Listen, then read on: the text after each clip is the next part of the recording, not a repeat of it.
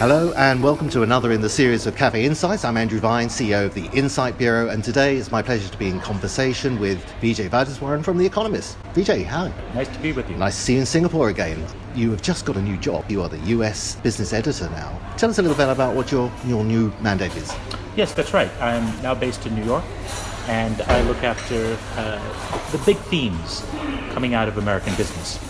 So this is really looking at the future of work, for example, new business models that are emerging, the role of CEOs and leadership in society, looking beyond just the news of the week to what might be the cover stories, the briefings, the bigger ideas that are emerging from American business, which, as in recent examples like the gig economy, for example, often have implications for business around the world.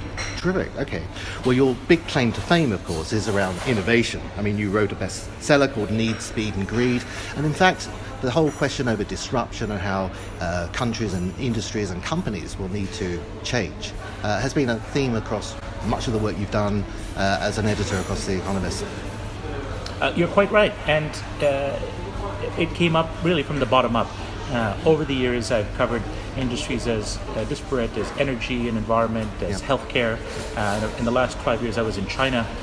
Ostensibly nothing to do with innovation, but in fact, as I saw incumbent industries, one after another, being challenged by global forces, what I call wicked global problems. The ones that are responding, the ones that are dynamic, where the dinosaurs are dancing, are really because they've learned the new rules of global innovation.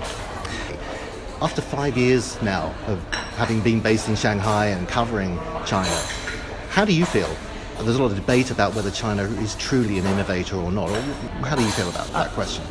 There's no doubt that China got its start as a copycat. Many countries do, learning by doing, trying to catch up to the frontiers of innovation in places like Silicon Valley. But in the time I was there, I saw firsthand how copycat China went to the bleeding edge, not only with technologies.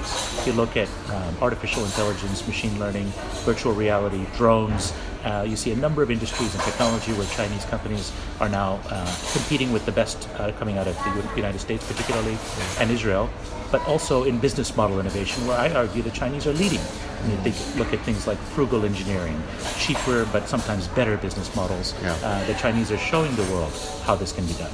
But of course, a lot of this has to do with the rise of China's private sector. It's the private sector that's going to be driving this innovation more than state-owned industries. You're quite right. Much of the attention in the press is given to the party and the state-owned enterprises, the so-called red capitalists, and the problems they have, among them massive debt, inefficiency, misallocated capital. All these things are true. But if you actually look at what's moved the economy at record pace, 2/3 of the GDP comes from the private sector. Almost all new net jobs created in the last 15 years were from private companies. And where the world-beating ideas and business models are coming are entirely from venture-backed private sector companies that would look perfectly at home in the leading innovation centers in the world. Of course, when we look at Asia, we tend to always be drawn to China because of its size and its importance in the world economy. But what about the rest of Asia? Are we seeing pockets of innovation growing in other parts of the region? Absolutely. Where would you say those are? So, for example, if you're looking for technologies, technology-led innovation, you can still see Japan and Korea as producing extraordinary inventions. If you're looking for innovative government, I think Singapore is a world leader in experimentation with novel policies, including enabling fintech, for example, and autonomous car experiments. And if you're looking for consumer-led innovation, the giants of the region, India and Indonesia, we're seeing extremely interesting business models emerging from the bottom up.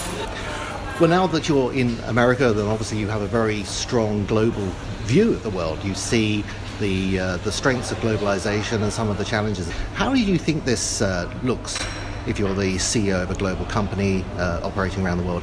Is this the time to be optimistic about the opportunities? There's such a lot of turbulence, both political and economic. It seems to be a complex world we're working in now. But how do you feel about the opportunities?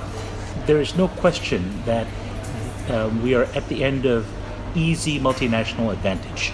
That is, for decades, multinationals, particularly Western multinationals, had tremendous advantages, not only in technology, but also in culture. They would bring processes and products, often gold-plated, to new markets, and they would get the prices they demanded.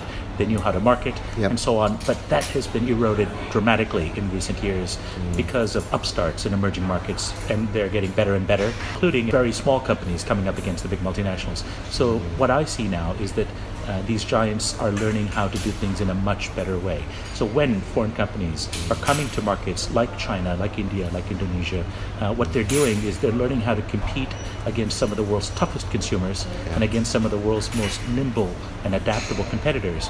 The lessons they learn in these kinds of markets are making them better back home, are making them better globally. So I actually see, for those CEOs and other leaders who are far-sighted, this is actually going to make their companies stronger.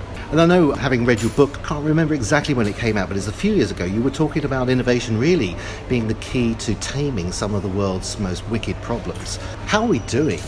Do you feel optimistic that we're actually making progress to be able to overcome some of the big challenges facing humanity? I think this is one of the central questions we face in the 21st century. If you were just to look at the policies and politics of it, you would start to despair. Government, the UN, and so on, it's a bit of a morass. But if you look beyond that and say, how is change actually happening? It typically happens from the bottom up, and their business plays a central role. If you look at this proliferation of clean technologies, battery cars are one example, where advances in materials, energy storage, and ultimately new kind of business models embodied by companies like Tesla, of course, in the United States, but upstarts like NIO coming out of Shanghai. You see some very interesting new kinds of ways of using energy and transforming our societies are coming. And then I think this is really a bottom-up revolution that's going to tame those global problems. Terrific. Well, thank you very much for spending a little bit of time with me today, Vijay. All the best as you're traveling on to Shanghai and then back home to New York. Great to be with you. Okay, lovely. Thank you very much.